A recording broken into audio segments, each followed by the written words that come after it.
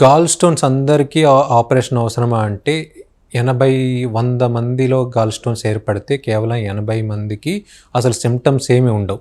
Only 20% మాత్రమే పైన చెప్పిన సిమ్టమ్స్ ఉండే అవకాశాలు ఉంటాయి. సో ఈ సిమ్టమాటిక్ అంటే 80% ఏ సిమ్టమ్స్ ఉన్న వాళ్ళని ఎసిమ్టమాటిక్ గాల్ స్టోన్ డిసీజ్ అంటాం.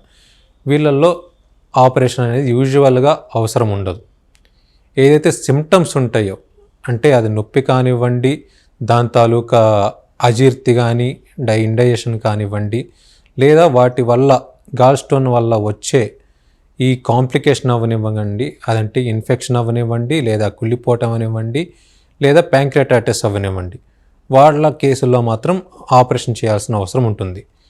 కొంతమందిలో ఎప్పుడైతే చిన్నపిల్లల్లో పిగ్మెంటెడ్ స్టోన్స్, హిమోలైటిక్ డిసార్డర్స్లో పిగ్మెంటెడ్ స్టోన్స్ ఉన్నాయో వాళ్ళల్లో ఎసిమ్టమాటిక్ ఉన్నా కూడా మనం ఒక్కోసారి ఆపరేషన్ చేసేస్తుంటాము.